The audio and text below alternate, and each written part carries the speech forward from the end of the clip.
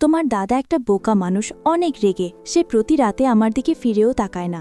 আজ বিয়ের 1 মাস হয়ে গেল, সে আমাকে একটা নজর তাকিয়েও দেখেনি। আমি আর পারবো না এ বাড়িতে থাকতে, আমি এক্ষুনি চলে যাব। আমার আর সহ্যও হচ্ছে না। তারপর দেওয়ার আমাকে বলল, ভাবি তুমি কোনো চিন্তা করো না, আমি তোমার সকল ইচ্ছা আশা পূরণ করব। তাই একদিন রাতে যখন দেওয়ার তার কলেজের পড়াশোনায় খুব ব্যস্ত ছিল, তখন সেই দিন রাতে আমার স্বামী শুয়ে যাবার পরে আমি লুকিয়ে দেওয়ারের ঘরে যাই। তখন দেওয়ারকে ওই এক অবিস্মরণীয় অবস্থায় দেখে তো আমি আর নিজেকে আটকাতে না পেরে তাকে চোখে চোখে সবকিছুই সাড়া করেছিলাম যে আমি আর পারছি না। তাই আমি তার সঙ্গে নিজের ইচ্ছে সেদিন রাতে বিলীন করেছিলাম। তারপর আমার দেওয়ার খুব খুশি হয়ে আমাকে অনেক আদর ভালোবাসা দেয়। তারপর সারা রাত ধরে আমি ওর সাথে নিজের বউয়ের মতো করি। বন্ধুরা, মূল ভিডিওটি শুরু করার পূর্বে তোমাদের কাছে একটি রিকোয়েস্ট, তোমরা যারা যারা এখনও আমার চ্যানেলটি সাবস্ক্রাইব করনি তারা প্লিজ আমার চ্যানেলটি সাবস্ক্রাইব করে পাশে থাকবেন। তাহলে এবার চলুন আসল ঘটনাটি শুরু করি। আপনারা হয়তো আবার ভাবছেন যে আমার স্বামী থাকা সত্ত্বেও আমি কেন দেওরের ভালোবাসায় পড়েছিলাম। আসলে বিয়ের পরে আমি যখন শ্বশুরবাড়ি আসি তখন প্রত্যেকটা মেয়ের মতোই আমার চোখেও অনেক স্বপ্ন ছিল যে আমিও আমার স্বামীর সঙ্গে ঘুরতে যাব, আমার স্বামীর সঙ্গে অনেক সময় কাটাবো। কিন্তু আমি যা ভেবেছিলাম বিয়ের পরে তার সবকিছুই উল্টো হয়েছিল। আসলে আমার স্বামী নিজের কাজ ছাড়া আর কিছুই বুঝতো না। সে তো সবসময় নিজের কাজে ব্যস্ত থাকত এবং সে এতটাই রাগী স্বভাবের ছিল যে আমার একটু কিছু ভুল ত্রুটি হলে আমার উপরে বকাবকি চিৎকার চেঁচামেচি শুরু করে দিত। শুধু তাই নয়, কোনো কোনো সময় তো আমাকে অনেক সময় মারধরও করত। এভাবেই আমাদের বিয়ে হতে প্রায় 1 মাস হয়েছিল। আসলে প্রথম থেকেই আমার স্বামী আমার প্রতি কোনো গুরুত্বই দিত না। এমনকি বাসর রাতে আমার স্বামী ফোনে তার ক্লায়েন্টের সঙ্গে হিসাবপাতি করতে ব্যস্ত ছিল। আর বাসর রাতে স্বামীর অপেক্ষা করতে করতে আমিও শুয়ে পড়েছিলাম, কারণ আমিও তো অনেক বেশি ক্লান্ত ছিলাম। তারপর সকালবেলা যখন চোখ খুলে দেখি তখন দেখি আমার স্বামী স্নান করে তৈরি হয়ে আমাকে ঘুম থেকে তুলে বলেছিল তাকে নাকি আগামীকালকেই এই অশোকনগরে চলে যেতে হবে জরুরি কাজের জন্য।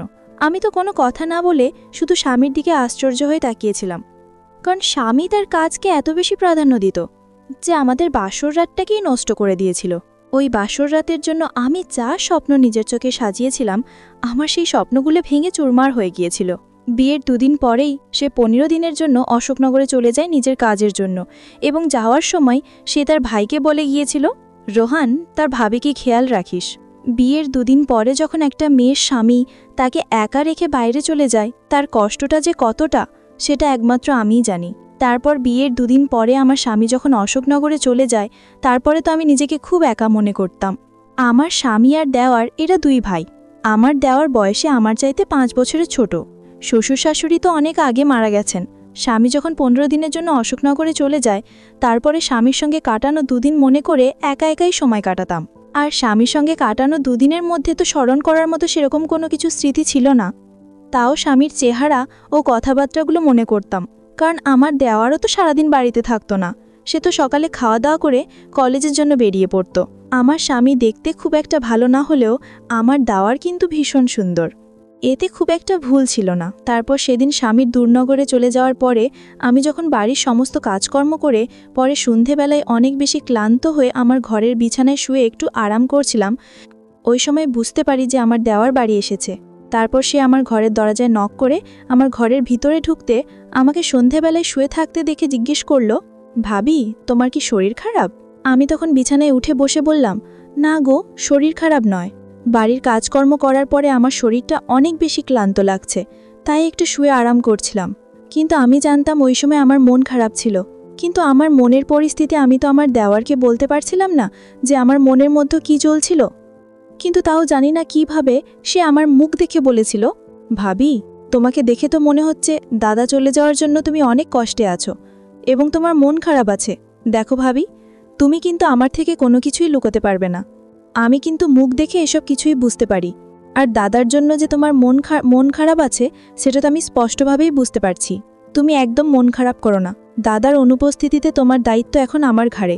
তাই যতদিন দাদা বাড়িতে নেই ততদিন তোমাকে খুশি রাখার দায়িত্ব আমার। তারপর আমার দেওর আমার কিছু বলার আগে আমাকে বিছানা থেকে নিচে নামিয়ে বলল, ভাবি, চলো আমার সঙ্গে। আমি তোমাকে এক্ষুনি আমাদের এখানকার স্পেশাল ফুচকা খাওয়াবো, যেটা খাওয়ার পরে তোমার মুড একদম ঠিক হয়ে যাবে। দেওরের কথা শুনে তো আমার মন মাজা এমনিতেই চাঙ্গা হয়ে উঠেছে, কারণ আমার স্বামী এবং আমার দেওরের মধ্যে সম্পূর্ণ আলাদা রকম হাবভাব ছিল এবং তারা দুভাই সম্পূর্ণ আলাদা স্বভাবের ছিল। আমার দেওয়ার তো আমার সঙ্গে ভীষণ কথা বলতো, সে খুব খোলামেলা স্বভাবের ছিল। তারপর দেওয়ারের কথা শুনে আমি আর না বলতে পারিনি। সেদিন প্রথম আমি দেওয়ারের সঙ্গে বাইরে বেরিয়েছিলাম এবং তার সঙ্গে ঘুরে আমার মন খুব তরতাজা হয়ে উঠেছিল। এইভাবে ধীরে ধীরে 4-5 দিনের মধ্যে আমার দেওয়ারের সঙ্গে খুব ভালো একটা বন্ধুত্বের সম্পর্ক তৈরি হয়েছিল। এমনকি আগের মতো আর আমার স্বামীর জন্য মন খারাপ হতো না। আমি তো দেওয়ারের সঙ্গে খুব ফ্রি হয়ে উঠেছিলাম। এদিকে প্রত্যেক দিন রাতে আমার স্বামী 1 থেকে 2 মিনিটের জন্য আমাকে ফোন করে একটা লৌকিকতা পূরণ করত, যেটা তো কোনো মানেই ছিল না। অত দূরে যাওয়ার পরেও 1 ঘন্টার মধ্যে আমাকে ফোন করে মাত্র 2-3 মিনিট সময় দিত এবং ধীরে ধীরে যেটা আমার খুব বিরক্ত বোধ লাগত, কারণ সে তো প্রত্যেকদিন ফোন করে ওই একই কথা জিজ্ঞেস করত, তুমি কেমন আছো, আমার ভাই কেমন আছে, বাড়িতে ঠিকঠাকভাবে তালা মেরে রাখবে, এই 2-4টি কথা বলার জন্যই প্রত্যেকদিন রাতে আমার স্বামী ফোন করত। এদিকে স্বামীর অনুপস্থিতিতে আমি আর দেওয়ার সারা রাত জেগে আড্ডা দিতাম। কখনো বা রাত জেগে দুজনে ভূতের সিনেমা দেখতাম, কখনো বা ছাদের উপরে গিয়ে দুজনে ঠান্ডা বাতাস নিতাম।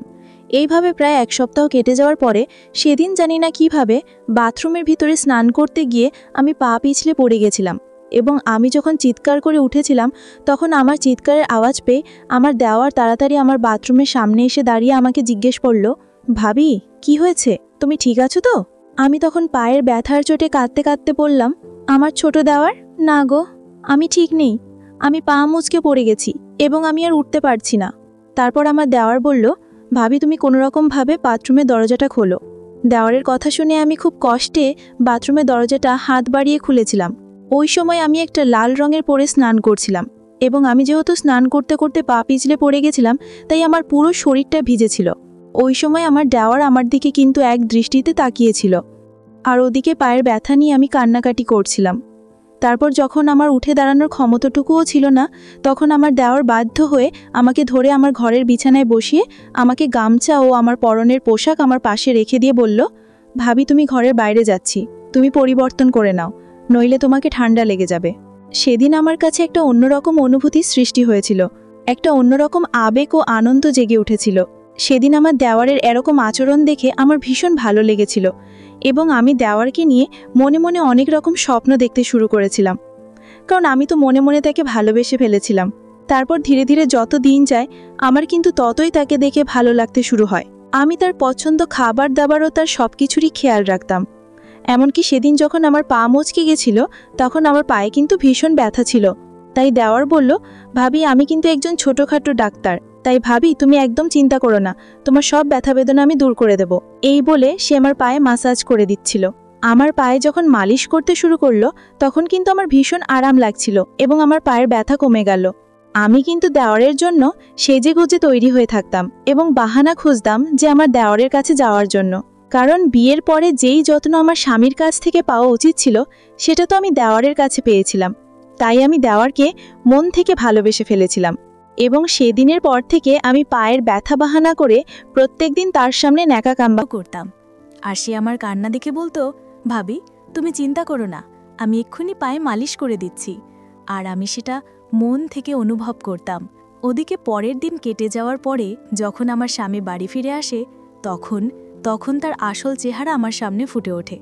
কারণ একটা মানুষকে কিন্তু 2 দিনের মধ্যে কখনোই চিনতে পারা যায় না, যতক্ষণ না সেই মানুষটার সঙ্গে সারাদিন কাটানো হয়। একটা মানুষের সঙ্গে আমি যত সময় কাটাবো ততই আমি তাকে চিনতে পারবো। এদিকে আমার স্বামী বাড়ি ফিরে আসায় আমি কিন্তু খুশি ছিলাম না, কারণ আমি দেওয়ারের সঙ্গে খুব ভালো সময় কাটাচ্ছিলাম। দেওয়ার আমার মনের ইচ্ছা পূরণ না করলেও সে আমার খুব যত্ন করত এবং খুব খেয়ালও রাখত।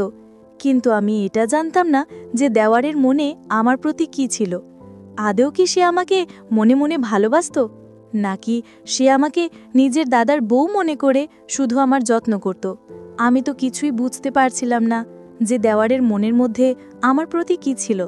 সে কেন এত আমার যত্ন করত, খেয়াল রাখত। এদিকে আমার স্বামী বাড়ি ফিরে আবার সেই আগের মতোই নিজের ব্যবসার কাজে ব্যস্ত হয়ে পড়েছিল।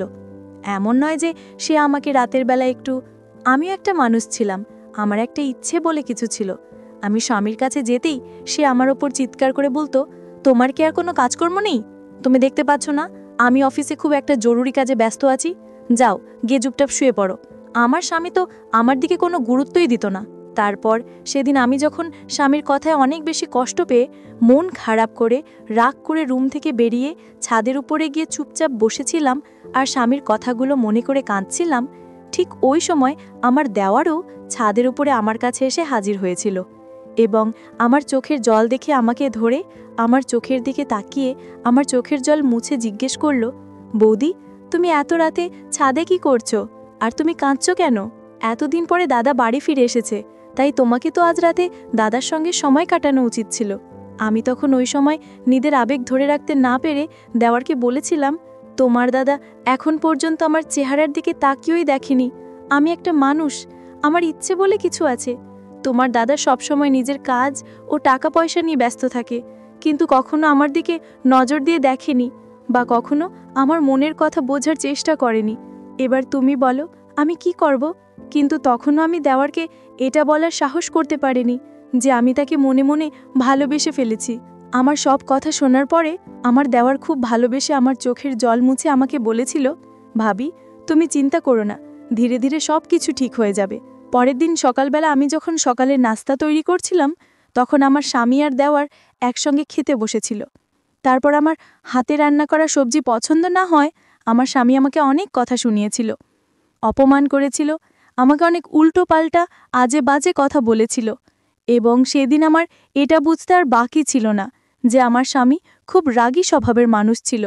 ওই সময় কিন্তু আমি চুপচাপ মাথা নিচু করে দাঁড়িয়েছিলাম এবং আমার চোখের জল তো স্তরে স্তরে পুড়েই যাচ্ছিল।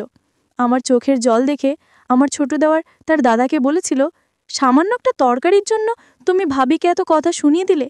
আমার দেওয়ার খুব ভালোভাবেই জানতো যে তার দাদা খুব রাগী স্বভাবের মানুষ, কিন্তু আমি সেদিন জানতে পেরেছিলাম যে আমার স্বামী ভীষণ রাগী স্বভাবের মানুষ। তারপর আমার দেওয়ারের কথা শুনে আমার স্বামী তার ভাইয়ের দিকে রাগে বড় বড় চোখ করে তাকিয়েছিল এবং আমাদের সঙ্গে কোনো কথা না বলে চুপচাপ নিজের অফিসের জন্য বেরিয়ে পড়েছিল। সেদিন আমার স্বামীর চলে যাওয়ার পরে আমি দেওয়ারকে বলেছিলাম, দেখো, তোমার দাদা যদি আমার সঙ্গে এরকম সবসময় দুর্ব্যবহার করে তাহলে আমার এই বাড়িতে থাকার কোনো মানে হয় না। তাই আমি আজকে এই মুহূর্তেই বাড়ি ছেড়ে চলে যাব। এমনিতেও বিয়ে হতে কাছাকাছি 1 মাস হতে চলল, তাই আমি আজকেই বাড়ি ছেড়ে চলে যাব। তারপর আমার দেওয়ার অনেক ভালোবেসে আমাকে বলল, ভাদি, আমার কথাটা একবার শোনো। আমি দেওয়ারের কোনো কথা শুনিনি। আমি তখন দেওয়ারকে অনেক রেগে বলেছিলাম, যখন স্বামীর ভালোবাসা আবদার কিছুই পাবো না, তাহলে আমি কিসের জন্য এই বাড়িতে থাকব? আমি যখন রাগ করে জামাকাপড় সুটকেস গোছাতে শুরু করেছিলাম, তখন হঠাৎ করে আমার দেওয়ার বলেছিল, তুমি একদম চিন্তা করো না, আমি এবার সব কিছু ঠিক করে দেব। যখন সে আমাকে এটা বলেছিল, তখন আমি বুঝে গিয়েছিলাম যে তার মনেও নিশ্চয়ই আমার প্রতি কিছু না কিছু তো আছে, না হলে সে এটা ভালোবেসে আমাকে আটকে রাখবে কেন? বন্ধুরা, তারপর আমি আমার দেওয়ারকে নিয়েই সংসার শুরু করেছিলাম। বন্ধুরা, আজকের গল্পটা এখানেই শেষ করলাম। ভালো